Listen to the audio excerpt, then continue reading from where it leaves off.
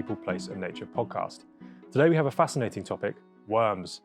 I was shocked just to learn how massive of a role these little heroes can play in tackling many of the challenges we face, including food security and the climate crisis. I also found out about many challenges I didn't even know we had. And who better to bring this topic to the surface than none other than the wormologist herself, Anna Dela Vega. Anna, thank you so much for joining us today. Really looking forward to our conversation. And I want to say a special thank you because you were kind enough to do one of our pilot episodes with us. So really grateful for that. And it's fantastic to have you back. So could you just tell us a bit about what you do? I'm a wormologist. So I run a social enterprise called the Urban Worm. It's a community interest company. And we promote worm farming as a sustainable solution for organic waste management and organic agriculture. So in schools, institutions, businesses, and domestic households, spread the worm word. Yeah, and wormologist isn't actually a real word, but you can create your own. You can create your own destiny. Actually, the academic term is vermiculture. So. The vermi comes for the Latin for worm, so a vermiculturist, but a vermiculturist. Wormologist is a bit cuter. It sounds a lot better. It's a bit nicer. It is much nicer. Yeah, much better for the marketing. Yeah, That's it. So what does your kind of role entail? So how do you work with worms? What can worms do for us? So they're the most efficient waste managers. They can eat up their body weight a day, and they reduce the volume by up to 90%. So they can eat anything that's been alive or anything that's passed through something that's been alive. So all manures. At my worm farm, I use cow manure to feed my worms, but kitchen waste, even dog waste, because whatever passes through a worm becomes clean. So we recently did a sample, with my friend's dog. After 6 months of it going through a worm farming system, there was no bad bacteria. Oh, wow. So even Oxfam are using tiger worm toilets as well in refugee camps. All organic wastes can be processed by worms, and the final product is the most nutrient-rich organic fertilizer in the world. It contains all 14 nutrients that plants need to thrive, and natural insecticides. Chitinase contains chitinase, which corrodes the exoskeleton of harmful of pests, of bad bacteria, bad microorganisms that harm the plant. So they're pretty special. Yeah, they are. It sounds pretty amazing. So why are worms so important to us kind of as a society now? Because it's not something you hear a lot about in the UK, really. Well, food security, everyone has to eat, and it's soil. Worms make the soil, they make the earth. Sadly, due to industrial agricultural practices, we've lost 83% of nutrients since the 1850s in our soil. It's amazing that we're still walking around, really. I think in the 70s, you needed to eat one orange. If you ate one orange in the 70s, you'd need to eat equivalent like 7 or 8 now. So we're really nutrient deficient. Yeah. But worms can help. We can replace synthetic fertilizers with vermiculture. And that's been practiced all around the world, but it just hasn't really caught on here yet. So that's my job, trying to spread the good worm word. Yeah. But it's in the States, in India, Philippines. In the Philippines, the government train their farmers how to farm worms, and then they buy the worm manure off them, and then they give it them back for free because they understand how important it is to the soil and for food production. And they've been decimated by GM in the past. And the president is a bit of a, he's not worm fan. Well, not a worm. I mean, he's got, it's questionable. He's got other things questionable, but he's supporting organic agriculture, surprisingly. So. Oh, okay. Yeah. Well, you would have thought. Yeah, some good. In India, there's over 200,000 worm farmers in India. Gosh. So yeah, it's catching on. It creates livelihoods for people. You're turning waste into wealth. It's just waste. It's a waste product that you're turning into a very high value fertilizer. Where you need 1 tablespoon of worm manure to feed a plant for 3 months. Gosh. So. That's pretty impressive. Yeah. So how, well, there's two different products that are created by worms, aren't there? You kind of get the worm castings. Yeah. I'm not sure if the terminology is right. Worm manure. Vermicompost, worm castings, worm poo, worm manure, whatever you like, all the same thing. But then you also have the worm wee. Yeah, so you have to be careful with the worm wee. It's like a mysterious fluid that comes through the worm farm. So if the worm farm has gone anaerobic, the liquid will also be anaerobic. So if your worm farm's gone bad, stay away from your worm wee. Okay. So if it smells bad, don't touch it. You'll kill your plants. You don't know what's in it. Oh, okay. Interesting. So how would you use so is the worm wee what you'd use as your kind of replacement fertilizer? Fertilizer, yep. Yeah. So you dilute that 1 to 10 liquid fertilizer, but you can also make a liquid fertilizer with the worm manure. So we sell worm poo tea bags. For plants, not people. Yeah. So you put a tea bag in a watering can, let it brew for 24 hours, and all the nutrients and the microbes, the beneficial microbes, go into the water, and you've got liquid plant feed as well. You can spray that on the plant as a foliar spray. Oh right, so they absorb it through the leaves and things too? Yeah, through the stem, through the cell walls. Oh right, okay, that's interesting. So worm tea is the way to go. Oh right, and as you say, that helps remove bad bacteria and things as well. It's just full of goodness, And Rhonda Sherman, who is the international worm queen, really, she says stay away from worm wee. But other people use it on a big scale. I think in Australia there's a flower farm, and they use the leachate to feed their flowers. So they're using it on a big scale, but it's just something to be cautious of if your worm farm's gone bad, is to be careful with the leachate. And how does the worm farm go bad? Is it just not anaerobic? So because anaerobic, it's been overfed. There's not enough oxygen. So that's you're giving way too much to the worms. You're giving way too much food. So you want to worms have only got very little mouths. Actually, it's a muscle. It's not a mouth. So the smaller you break the pieces up of the food, the easier it'll be for the worms to digest. Well, they're not actually eating the food. They're eating the microorganisms that are breaking down the food. So the more surface area you can create, the more surface area for the microorganisms. All right, so the worms don't actually eat the food as such? No, so the bacteria, the fungi, the protozoa, the nematodes that are working to break the waste down. Because it sounds kind of counterintuitive in a way, doesn't it? That you want to obviously compost your waste, but then the worms are eating what's actively composting your waste. Yeah. I know.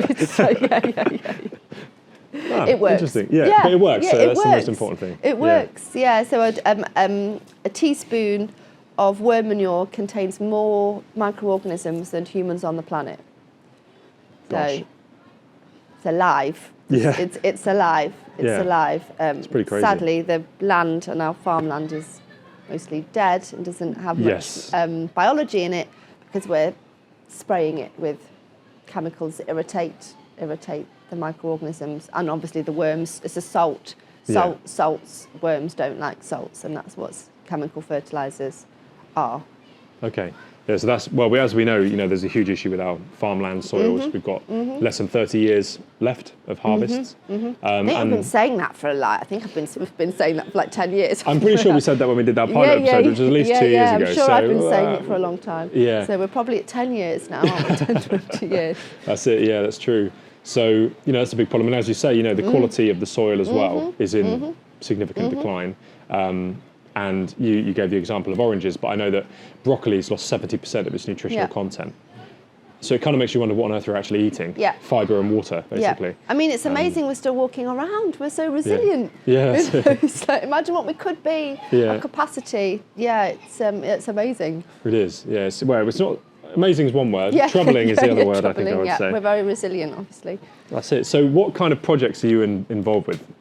At the moment, we recently installed worm farms at MacArthur Glen Shopping Outlet Centre for Wagamamas and Slim Chickens. Wow. Yeah. So they're feeding their kitchen waste to the worms, because we convert wheelie bins into worm farms, so design parts to convert the bins. So you have domestic wheelie bins that we convert, and also industrial bins. So at Wagamamas, they've got four 1,100 litre worm farms managing their waste, and Slim Chickens have got one as well.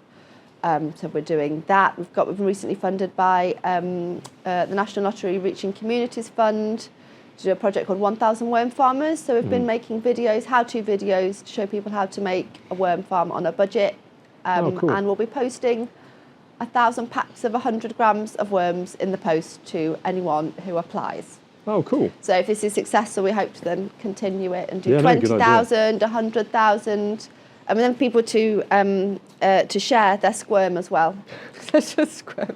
So what is a squirm? A group of worms. They do have adorable names, don't Yeah, they? they do. They've got 5 hearts as well. 5 hearts. 5 hearts.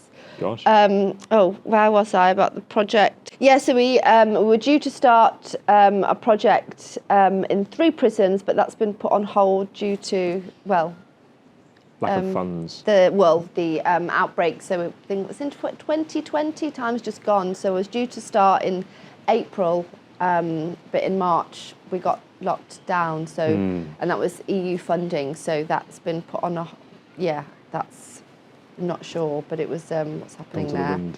But that was we were going to train the inmates how to farm worms, deliver horticultural qualifications, and then supply the local farms with vermicompost, worm manure. So yeah, very exciting project, but that's been put on the back burner with all the problems in the world at the moment. Yeah, well, yeah, that's the trouble, isn't it? Many projects have been frozen or held on. On hold. So yeah, we'll see. We will see. But what else have we got on at the moment? Other projects. Stamford military hospital, Stamford Hall Rehabilitation Hospital. We're working with them. They're looking at getting worm farms installed on site and actually have them all of the sites as well. So people are clocking on now that it's a solution for on-site organic waste management. So we don't have to transport the waste anywhere. We've got it on-site, and we've got a steady supply of very expensive fertilizer. To buy it it's not cheap. So we retail 500 grams of worm manure retails for £8. And I've seen it for £25. I've seen a kilo sold for £25. So it's very valuable stuff. But if we can make it ourselves, and that's the object of the urban worm, we want to teach people, you can do it yourself, and particularly farmers. You don't need to be spending thousands of pounds on fertilizers every year, partnering with other farmers that have waste, agricultural waste.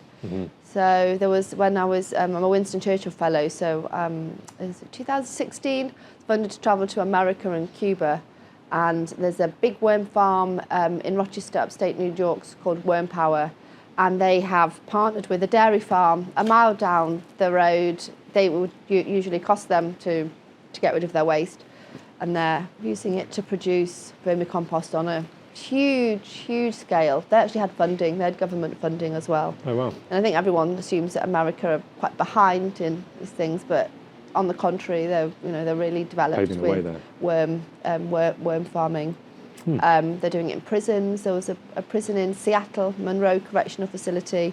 And if anyone's interested, there's a really good TED talk called "The Power of Sustainability," and that's from Monroe Correctional Facility, from an inmate that runs the worm farm. And they're worm composting all of their waste and bokashi as well. They're using bokashi composting to do that on site in the prison, and then they're supplying the local county council with organic fertilizer. So it's a nice closed loop system, and the inmates have been given meaningful activity. So that's what the worm is, healing worms, clean toxic waste. So we can apply that in a therapeutic an environment that has a role to play there as well. Well, it's multi-purpose, isn't it? If you can train people and bring them into this kind of sector, which is crying out for people, it's a really valuable. And obviously you're producing a really important product that we need, and we're going to need more and more to restore our soils and things. Absolutely. Yeah. So I just wanted to go back slightly to the work you're doing with Wagamamas in the shopping centre. So what's happening? So what waste do they give you? Do they give you everything? No, so they're doing it. They feed the worms themselves. So, they feed the worms themselves. Yeah. So it's not. It's one based in Nottingham, Newark, but this is in Cannock. Oh, okay, In Birmingham. Oh, we're in Birmingham. It's not far. Yeah. So they are putting their kitchen waste, uncooked kitchen waste, scraps, vegetable scraps, in the worm farm.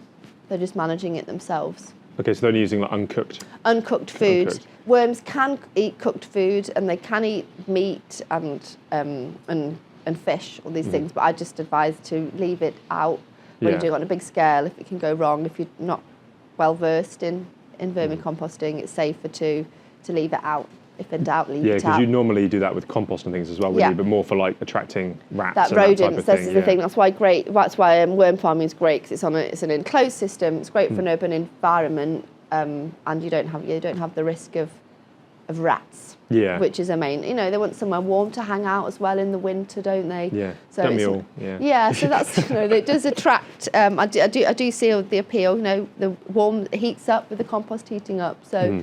The rats can't get in these closed systems. So.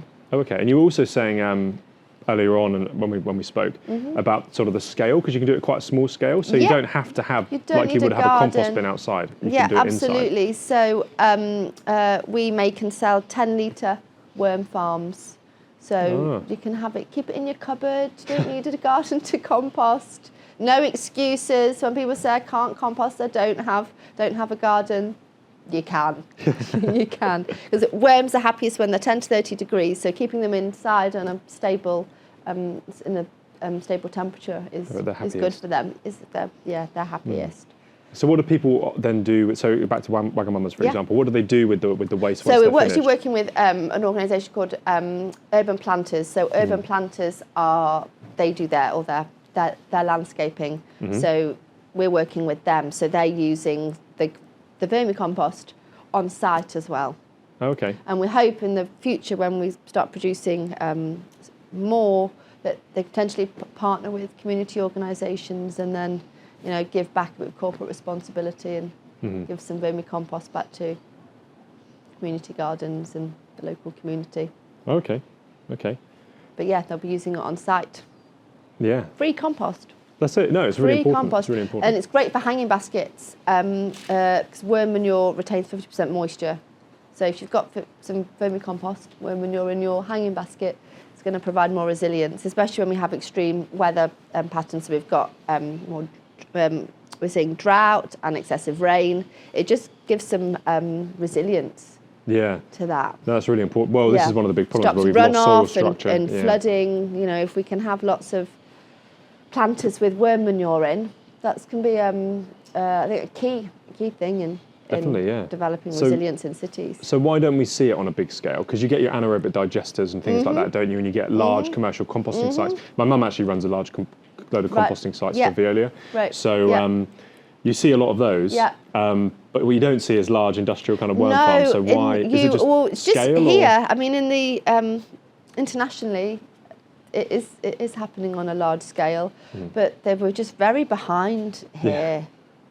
And when I was going to America, people were saying, "Oh, you're going there to teach them?" I'm like, "No, I'm going to learn." Yeah. I think the climate is one thing, and I think also maybe. So is it too cold here then? Because a lot of those countries you mentioned are a bit saying warmer. That the upstate Rochester, it was absolutely it's freezing, and that's all heated. They've got it they're indoors, and it's all a controlled environment. So that's not really can't use that as an excuse. Like, it's the weather. I think maybe there's a big the fertilizer industry. I think in the 1850s the first chemical fertilizer industry was established in the UK. So maybe we just have a big there's a big grip here. So we're just very, very behind. Well, I suppose it's easier in a way, isn't it? It's easier to be able to buy just fertilizer in or whatever. It's easier. It's been this culture for a long time. It's culture, and it's difficult to break that. And it's easy. It's easy. But if it comes to cost and business, people want to have some good business sense, then it's good business sense to start replacing your synthetic fertilizers for worm manure. And for the health of humanity, the soil is a giant carbon sponge. And according to Dr. Elaine Ingham, she runs the Soil Food Web School, that we can turn around climate change in 10 to 15 years just by focusing on our soil. So that we've got to do that, and that I'm not seeing that in the industry. That's not where it's all being AI and it's being mechanized. Well, and this is the trouble. It's going kind of too technological. In terms of progress. I mean, I want to talk about it in a bit, but hydroponics and aquaponics are a bit like that. A lot of the solutions could be so simple, but actually they're so high tech and it's kind of unnecessary in some respects. Yeah, and it cuts people out of engaging. Indeed, because you can't afford it, it's too complicated. If this system breaks, this is why I love vermicomposting, because it's low-tech technology. Everyone can have a go. But when it's big fancy machines, we're cut out of... We cut out the human element. Yeah, definitely. And then we have no control over our food. Yeah. And when farmers are, if their whole land's taken over with a huge robot, then scary. It is scary, yeah. Really scary. It's got a real risk of becoming incredibly corporate. Yeah. That's part of the problem, really, isn't it? Who controls the technology? Yeah, exactly. Controls everything. Yeah. Turn the switch off. Exactly. Well, that's one of the things you've got to consider, isn't it? I wanted to just stick slightly with like the anaerobic side of things, because there's potentially a lot of investment, especially now. So at the moment, as we're recording this, it's the start of October. We're in the middle of the fuel crisis. We've just been joined by a peacock, so if there's lots of noise, that's why.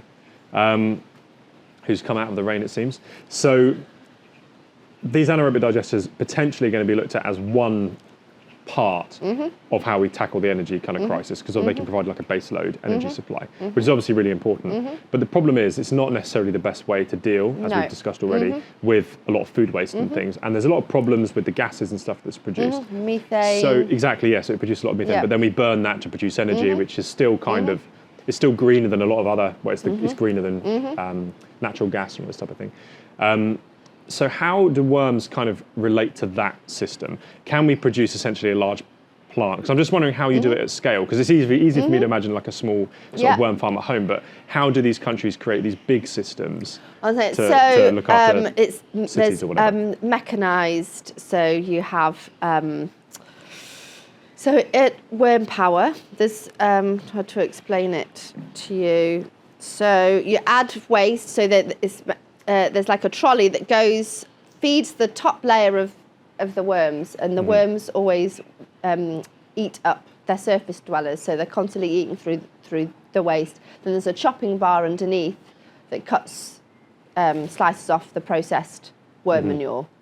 So it's all mechanised. These trolleys that feed the worms a couple of layers of waste every couple of days. And it's just like a flow-through system. So just like with composting, when you empty it, you turn it, and the processed stuff is at the bottom. That's the same. The worms move their way up through the waste. Oh right. Oh, okay. And is there still a lot of? I know you said they break down a lot of the methane and things, but are there still like gases produced that could be captured, or not really? No, I mean, because it's a cool composting process. Okay, so the anaerobic one produces heat. Yep. So it's this is a mesophilic, which is a cool composting process, opposed to thermophilic. Yeah. So it's stable. It's cool. So right. So that doesn't produce all these gases and things. No. So in a way, it's better. It's good because it's stopping these gases being released in the environment. So food waste emits methane and nitrous oxide. Methane is 31 times stronger than carbon dioxide. Nitrous oxide is 310 times stronger. And in the UK, households throw away 6.7 million tonnes of waste. That's just households.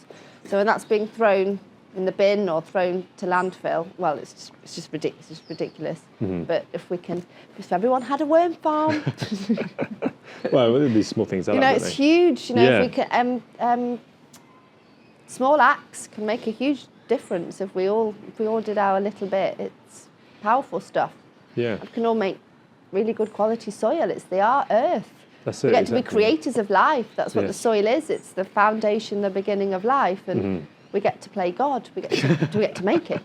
That's it, definitely. That's, you know, definitely. it's and it's hope. It's the last bastion, isn't it? We're making it. They're killing it out there, but we've got a little bucket of soil at home. It's it's No, indeed. keeping it alive. Indeed. Keep the microorganisms alive. Exactly. Well, yeah, it's a big problem. So, But worms, especially for dog waste, you know. oh, actually, that's the other thing I wanted. I Yeah. wanted to go back to that because, so obviously you wouldn't typically put waste. Well, okay, let's say excrement, shall we say, of any animal, apart from things like carnivores typically. So like dogs, humans, you wouldn't want to use that on sort of vegetable or any way we're really producing food. Maybe fruit trees or something, you know, potentially. But so we're not advising people do that. Yeah. But to be clear, but there is this opportunity to make use of a product that is a huge problem. It's a huge problem. Yeah. It was toxic, and then we can make it non-toxic. Yeah. You know, worms are the cleaners of the earth. They even excrete a antibacterial fluid. Other passes through their body becomes clean. So there's huge opportunity. I mean, in India, there was a lot of research looking at the academic term is vermiremediation, using worms to clean contaminated land and use land that was contaminated with DDTs. The worms were cleaning that up. So DDT is the pesticide, isn't it? Yeah, that was in the 1940s. Which kind of just goes all the way through the food chain. Really They're finding it. Stuff. Merrick mentions it in his podcast. They're Breast finding milk. They're finding it in penguins in the Arctic. It's I think it's a disaster. I can't never know just how to say the long name for it, but anyway, DDTs. Yeah. Nasty stuff. Yeah. And that's that's helping that. So what else can we do with this process? My friend's using a worm composting toilet on her boat, so I'll be sampling that afterwards to see. Well, enjoy that. Yes. Wait till it's been well processed. Yeah, definitely. But once it's been processed, there's no reason. I mean, advise when customers use worms to deal with their animal waste, don't put it on your edibles just in case there's trace pathogens. So flowers, trees. Yeah, put it in the borders. On the borders. Yeah. Don't put it on maybe the lawn. On your tomatoes. Yeah. Yeah. Play it safe. That's it, definitely. It's important to remember sustainability doesn't just relate to the environment. It relates to your finances as well. That's why we have switched to Bean's accountants. Beans operate on a package system, so you always know where you stand. We halved our accountancy costs by moving to them, and one of our associates just reduced theirs by 2/3. And with free tax advice and accountancy support, you cannot go wrong.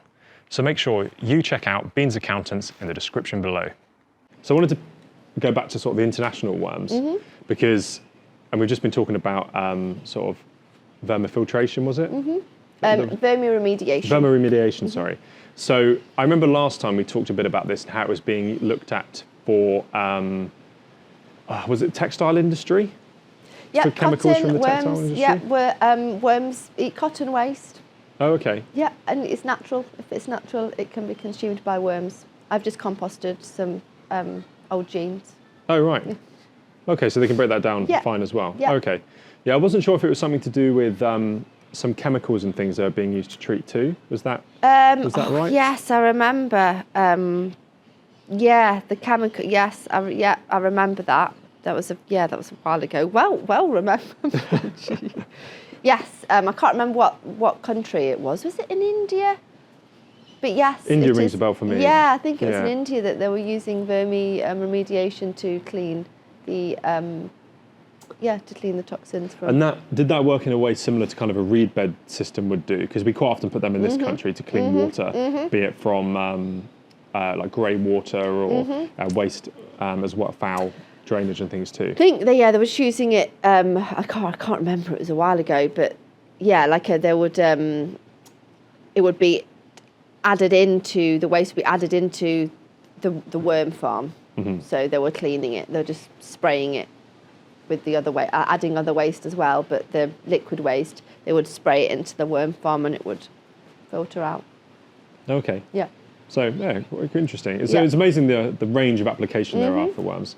And the other example I Huge. remember you mentioning internationally was Cuba, Yeah. with the fall of the Soviet Union. Yeah, so I went there as part of my Winston Churchill, and the late 80s, the collapse of the Soviet Union, Cuba lost 80% of imports and exports overnight, and the average Cuban lost £20.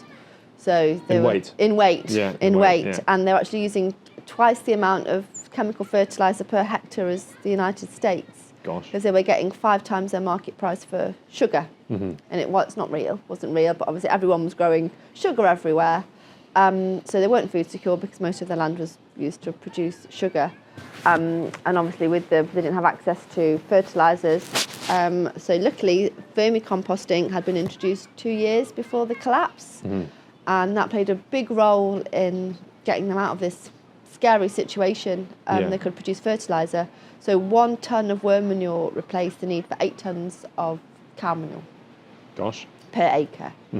So, and the government taught people how to farm worms on national television and how to grow food. But sadly, when I went, that wasn't really the story I was going for. I was expecting that culture still to be there. Yeah. But everyone seems to have forgotten very quickly, and now they're using a lot of synthetic fertilizers again. In the cities, they're not. But in the countryside, they've reverted back to synthetic. Yeah. Oh, right. So That's a shame. yeah, it wasn't. I'm like, this isn't the story I was coming for. Yeah. But I did visit some great projects. I mean, particularly there was a 24 square metre rabbit farm attached to somebody's apartment. It was rabbit meat was Gosh. It's quite a small space. But because they had vermicomposting, they could keep a hygiene environment. So they were using worm manure to deal with that on such a small space. Oh, wow. So underneath they had the worm farms that were collecting. Yeah. It's interesting. Yeah, well, it plays such an important role in, like, I suppose, the speed of the process as well. 'Cause I imagine, is it quicker than normal composting? It's quicker. Yeah. It's quicker. It's less energy. You don't have to do any turning to aerate your compost, and the final product is More valuable. more valuable. Excellent. And also you've got your worms as well. So they had quails as part of their I used to have quails. setup, and they would feed the worms to the quails. Yeah. So they're 70% protein. So Gosh. for animal feed, they can also play a really important contribution to our food security. Oh, okay. By doing that as well. So that brings me back to the topic we kind of talked briefly about earlier with hydroponics and aquaponics, because there's a huge shift over to hydroponics and aquaponics, and it is going to be really important with all the challenges we're going to face around climate and food security and being able to produce food where people are and all this type of thing. And the one thing I see as a huge problem is where the nutrients come from for hydroponics, or where the feed... And where they're going. Well, and where they're going as well. Going yeah. into. But then also where the food comes from for the fish. So actually, it seems to me that with all the nutrients and everything the worms produce, there's the opportunity to create this kind of closed system to not only deal with the waste coming out, because you still get a lot of waste from it, you still get all the roots and all the any that die off or whatever else that you want to get rid of. Any packaging and all that type of stuff you can probably get rid of as well. So you can reuse that, but then use the produce and maybe work with local communities or shops or whatever to kind of take food waste off them and help support the farm and create that kind of smaller community. But then if you're able to take the nutrients from them and put them into a hydroponic system, then you know exactly where those nutrients are coming from. Alternatively, with fish, you can feed the fish. You can feed the fish. Yeah. So and it's keeping costs down again. Yeah. If you're paying for fertilizer, there's just no need. I don't see any. There's no need to be paying for fertilizer. All the resources are around us to produce our own. So is this something that's being done a lot, or is it not? Is it kind of in its so early the term is so obviously stages? aquaponics. You can obviously feed Oh yeah, we should probably say, so hydroponics is basically vegetables or fruit, even some trees growing in water. In water. Aquaponics is basically the same thing, except you have fish. Instead of introducing nutrients to the system, you introduce fish feed, which feeds the fish and they poo, and that creates the nutrients that go around. So you're producing protein as well. That's it. And then there's vermiponics, which is using worm manure to fertilise the water.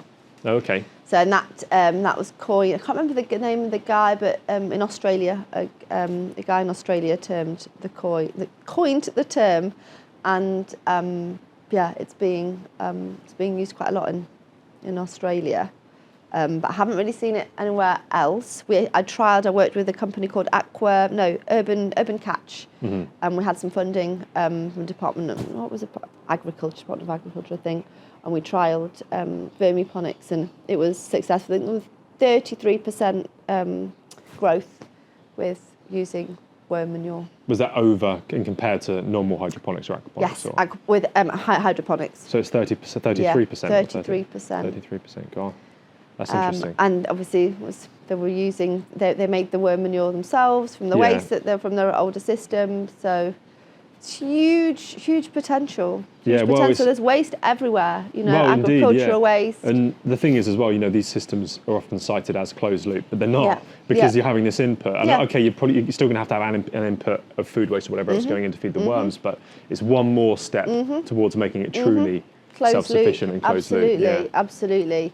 We don't need to be buying in fertilizer. That's one thing that we can nail. It's perfectly feasible. I also wanted to firstly, I have another question about this hydroponics, aquaponics, vermiponics. So how does it actually work? So what do you put in? Because I always assumed it would be kind of your worm wee.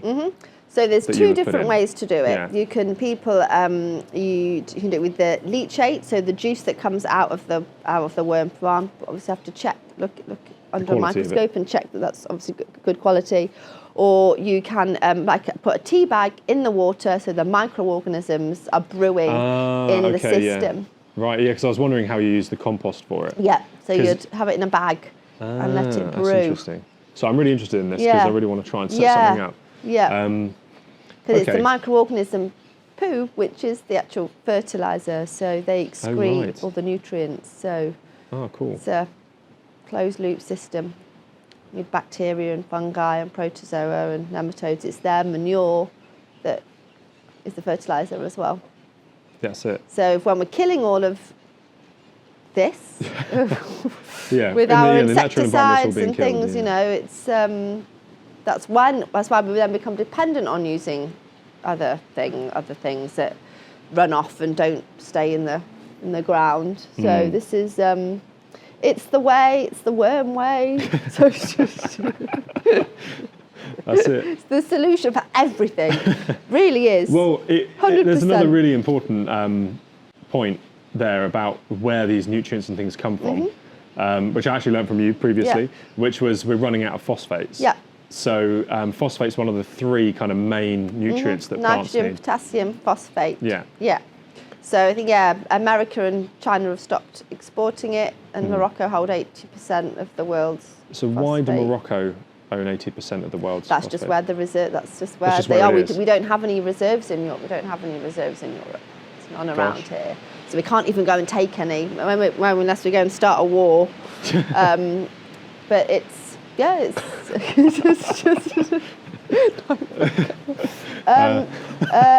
Sorry, what was that?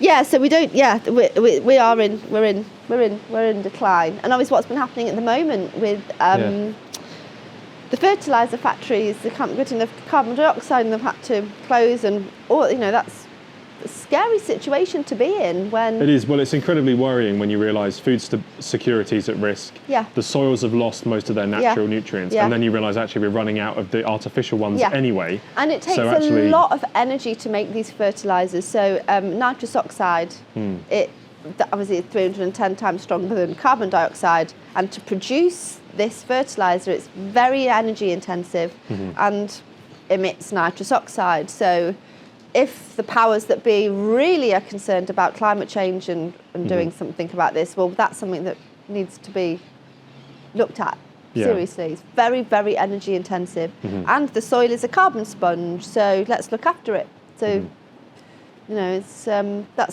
all in the soil. The soil can save us, for sure. But it's always been so. In terms of like war on the soil, so the history of synthetic fertilizer. Yeah, I was going to say, because you're on your business card, it's worms and peace, and I was just wondering, if you could explain that a little bit. So, well, the history of synthetic fertilizer is steeped in war. So, 1850s, John Laws developed the first synthetic fertilizer company, but they were importing nitrates from an island off Peru and Bolivia. And obviously guano poo, seal poo, bird poo, very high in nitrates. Obviously that wasn't going to last forever.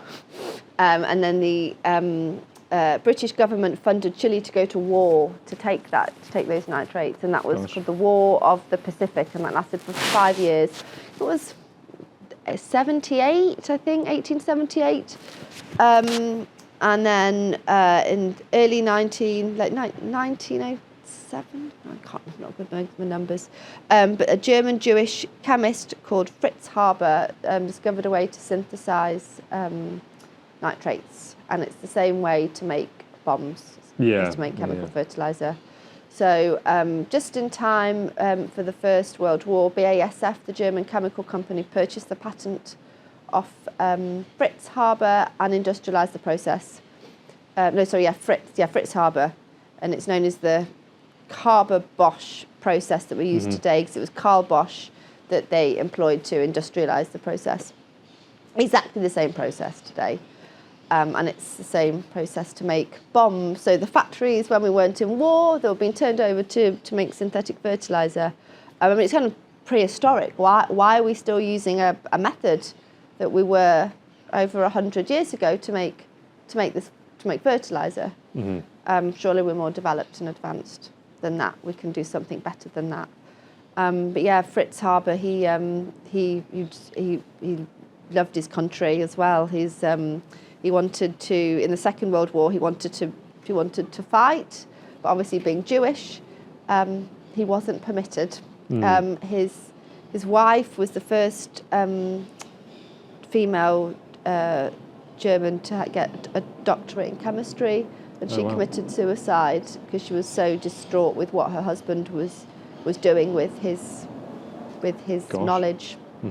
He also made Cyclone. His firm made Cyclone B and then Cyclone B. It's a sad history. Yeah, but it's Cyclone B is what was used for the gas chambers. Wasn't it? Yeah. So grim. Sad. He also, Fritz Haber is known as the father of chemical warfare, and also famous for feeding the world. He was given a Nobel Chemistry Prize. Any history. Yeah, well, a troubled history and a troubled future. Yes, if we carry on down this way. Absolutely. Yeah. So it's steeped in war. We've been committing war on the soil for too long now. Yeah. And it feeds us. It holds us. So we're basically killing ourselves if we continue. So no, definitely.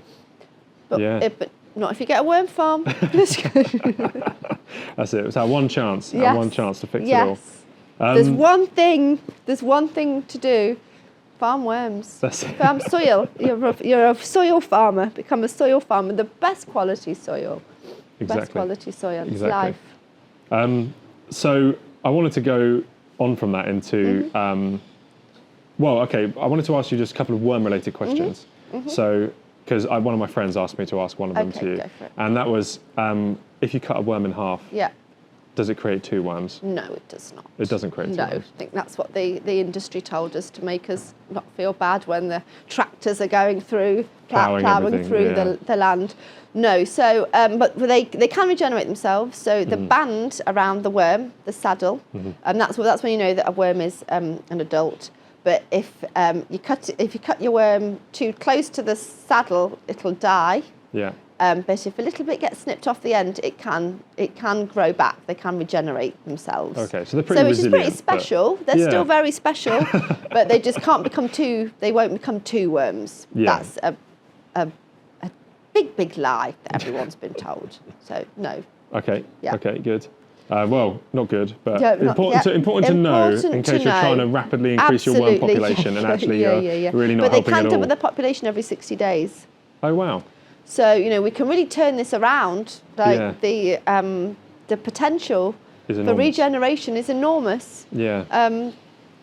So, it needs to get on this. Yeah, definitely. Yeah. And then I was going to ask, what types of worms are there? So, yes, we don't put, there's 3 types of worms.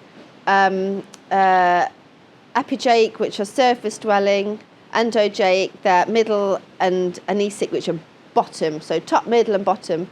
And we never put garden worms in the worm farm. So they're deep burrowing anesic worms. So we use epigeic composting worms for worm farming. And they they thrive in fresh rotting waste. So you find them in your compost bin. Mm-hmm. We use tiger worms, which are S1E8 fetida.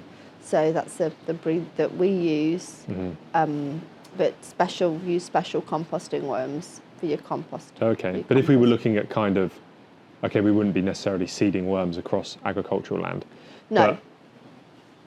Because obviously we're just putting the compost out there, I suppose. But I was going to ask about worms breaking out into the wild. Is there a problem in some places of kind of invasive worms and things? Somewhere in America, I think it was in Minnesota, there was a fisherman that was just dropping the worms on that hadn't used in fishing on the floor into the forest, and it just decimated the forest because the worms were just overpopulating and eating the waste. So you do have to be, you do have to be careful. Yeah. So, for example, worms that we're using here, we obviously shouldn't be using in other countries. No. So we shouldn't be posting worms. No, not internationally. No. That's not. Just making sure in case, I think I better cover some of these things just in case people get ideas. Go, that'd be a nice present for my mum in Russia.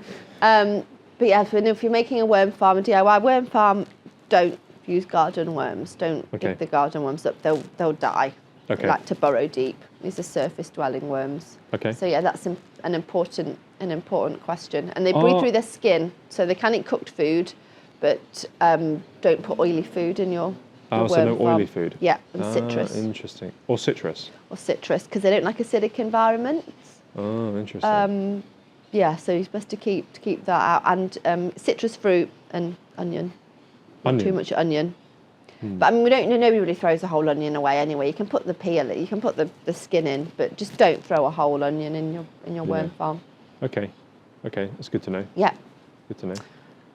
I was going to ask about, so going back to this agricultural worm thing, so one of the things is we've basically wiped out worms in agricultural fields. So are there any projects involved in reintroducing worms to kind of some of these systems? Or is it kind of something that's not really worried about? Because if they are able to reproduce so quickly, they'll kind of, if we improve the soil, they should just, and our farming practice, they should just recolonise? I used to get quite a few requests, people wanting to buy worms off me to put on their land to improve it. Well, that's not going to work. You have to improve the soil first, then the worms will come. Okay. And the worms will just die. There's no life. Yeah, there's no organic matter for them to actually eat, especially these compost worms, there's no microorganisms. There's no life there for them to eat because that's what they're eating. So we can't cure the problem by dumping worms everywhere. We need to start healing it and introducing microorganisms, beneficial microorganisms back. Okay, well that brings me to my next point, which was about active microorganisms, which is something we talked about before. Effective microorganisms. Effective microorganisms. Yes, it's magic. So yes, I had some funding from the RHS to go on a workshop. When was that? Years ago now. EM1. I first discovered it when I was in the Philippines, doing some research on worm farming, and people kept talking about it, and I just didn't pay any attention. It takes a while for the penny to drop, doesn't it, due to doing your own research. But this stuff is amazing. So it's developed by a guy called Teru Higa, and it's a collection of 3 different types of microorganisms. Phototropic, which consumes methane, carbon dioxide, hydrogen sulfide, and it excretes water, oxygen and nitrogen, the foundations of life. Then we've got lactic acid bacteria, which stops the decaying process and is an antioxidant, and then yeast, which synthesises the amino acids. And together, this is used to clean water, air. It's just the body. It's just. But every single thing you can think of, it's being used. It's being manufactured in 56 countries and used in 102. Not in the UK. Surprise, surprise. But around the world, this is being used, even as a building material. If you mix it with cement, it becomes stronger. It's just a miracle. Mixing it with cement? With cement, it makes buildings stronger. In Japan, there was an earthquake, and the house that had been built with EM didn't move. So there's a really interesting book. It's called An Earth-Saving Revolution. Highly recommend it. He's written 15 books, but there's only 3 that have been translated into English, I think. So there's Our Future Reborn, which is another one, which is a positive take on Our Stolen Future by Theo Colburn, which talks about the impact of synthetic fertilizer on humanity. And this book is a response to that it can be fixed. But EM, people know, is used in bokashi, so most people are familiar with. So bokashi is another type of composting system. It's an anaerobic type of composting, so without air, so it can be in a closed container, indoors. You add your food waste, sprinkle a layer of bokashi, food waste bokashi, and then it will be fermented in 2 weeks, and then you can put it on your garden and it will break down very quickly. And then if you put that bokashi waste in an incinerator, it eliminates the dioxins. So that's also a huge opportunity for councils to potentially look at. So I've got I live in Nottingham, and we have an incinerator, and it's a horrible toxic thing. So that could be that's a solution. But EM1, it eliminates smells, agricultural smells. It's amazing. Oh, right. So is it kind of, because you say bokashi is like a pickling process, basically. Yeah. And that's something that we also, well, in this country, we don't eat a lot of like pickled foods. No. Whereas Eastern Europe and Russia and a lot of places like that tend to eat much more pickled stuff. And there's a lot of, I've read quite a few articles lately about the importance of us reintroducing that to our diets. Yeah, gut health. We need to improve our microbiome. We just don't have the diversity in our microbiome and our own microbiome, because the foods that we eat, they're not rich enough. They're not rich enough, and we're not eating organic, and not even organic is good enough. Just because it's organic doesn't mean that it contains the things that we need. So is that similar to kind of Yakult and that type? Is it the same sort of thing you get in those? Yes. Okay. Yeah, creating a healthy gut, healthy microbiome. Yeah, and you can drink EM as well. You can drink it? Yes. Not from the compost, I Not assume. from the compost. You can read. So there's some really expensive stuff, EM Gold, which is really, really good stuff. But I drink EM1. So you've been drinking it? I've been drinking it. And you're still here? I'm still here. And they said it's okay to drink when I went to the workshop in Thailand at the Nature Farming Centre. Oh, right. So they drink it out there as well? They drink it there as well. Kind of a new like health food craze? Yes. Oh. Yeah. Interesting. I've not heard of that really. Endless. So it's really, really interesting stuff. It stops rust. You can put it in your washing machine. It stops your clothes decaying. People make creams from it. It's used to preserve food, the catering industry. So many applications for this stuff. Yeah. And if you've got a bad, smelly worm farm, spray it with some EM and it will fix it. So it just using that in conjunction with your worm farm, it improves. Because the success. I was going to go back to the construction side, because I'm not entirely sure. I don't understand exactly how it works. But I remember we did talk about it previously, and you were sort of saying because it stops the decomposition process, it's a way of like naturally preserving things like metals that might rust, timbers, that type of thing. Yes. So it's like an organic preservative, basically. Yeah, it's wonderful. Yeah, it's wonderful. But again, a bit behind here. Yeah. There is a company called Agriton in the UK, and they have a factory in the Netherlands, but they're based in the UK and ship it over. But there's nobody else doing it. Oh, okay. So potential there. Oh, right. Okay. Yeah, Yeah, well, this is the thing. A lot of people we talk to, there's so much opportunity to kind of develop in this area, in this country. Absolutely. There's so many problems, so there's so many solutions. Exactly. So it's an exciting time. Yeah, no, it definitely is. It really is. There's lots to do. We won't get bored. Where worms in EM will definitely help. Definitely. No, definitely. Yeah. So I kind of wanted to move on to our kind of one of the last sort of questions I have really, which is, how do we solve this problem? What are kind of the opportunities? What are the issues kind of getting in the way of this worm revolution? Right. I guess, well, it's education as well. People just don't know about this at all. Even farmers or even organic growers aren't well versed or informed about vermiculture. So that's the main thing. Is education and just getting it out to people, really, because they don't know. If you don't know, if nobody told you, you don't know. You don't know what you don't know. You don't know what you don't know. And I think obviously in terms of agriculture, it's very scary. It's scary for farmers to make that transition and they need support to do that. You can't just stop using your synthetic fertilizers. It's like a weaning off process, like an addict. It's like they're addicts, they have to keep putting more and more and more and more and more, and you can't just go cold turkey, and the farmers can't just go cold turkey on their land as well, and there needs to be support. It's so depleted. It's so depleted, and there needs to be support. There needs to be government. Well, I suppose the problem is, I guess, then is infrastructure, really, isn't it? Because if it's a lot of sort of smaller individuals or communities doing it, there's not the capacity to kind of deliver it at scale. So what we need to look at is sort of industrialising. As individuals, we need to be responsible for our own waste and not be sending our food waste away so somebody else deals with it, like somewhere else, so we can't see it. That's the main. That's the thing that we can do. Yeah. But in terms of agriculture, there needs to be support. Farmers need to be supported to do this. But then there's well saved. There's business that don't want. There's gatekeepers that maybe don't want. It's not in their benefit for farmers to stop using their fertilizer. Big business.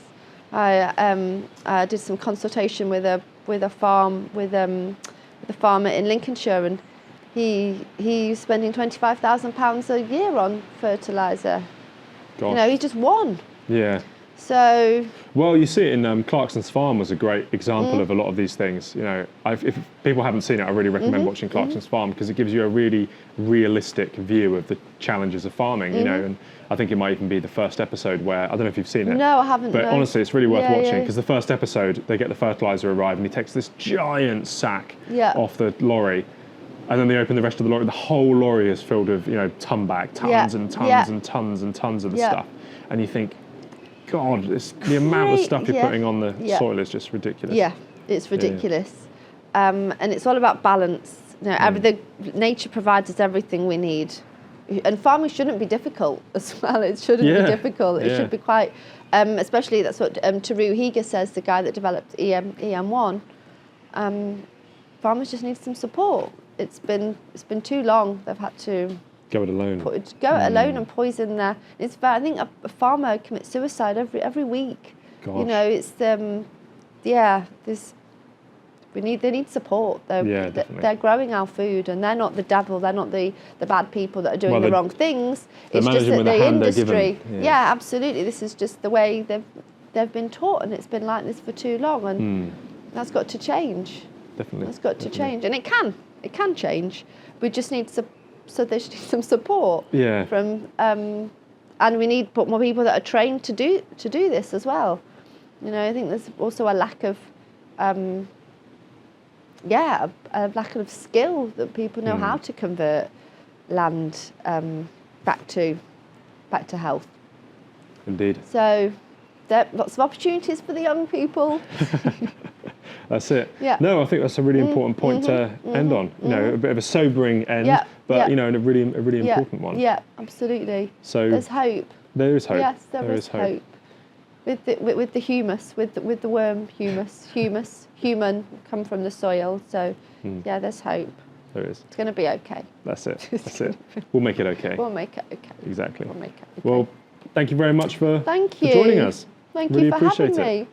Lovely. Yeah. Worms and peace. Definitely, yeah. And we'll have to check in again and see how things are going with the projects you've got on. Yeah, please do. Apply to be one of our 1,000 worm farmers. Yeah, and send us any information and we'll include it in the description Brilliant. and everything in this Will do. video. So check it out, those of you listening. Brilliant. Yeah. Thank you. Cheers. I hope you've enjoyed this episode. If you're interested in finding out more about what we should consider in the landscape or how we can create better places for nature, then maybe check out our episodes with Merrick Denton Thompson and John Little, which should be floating around here somewhere or in the description below. Don't forget to like, subscribe and share to friends and colleagues who might also be interested. And a huge thank you to our sponsors Beans Accountants and Vectorworks. Also a huge thank you to our kind supporters, Gillian Goodson Designs and the Birmingham Botanical Gardens. Hope you enjoyed the episode.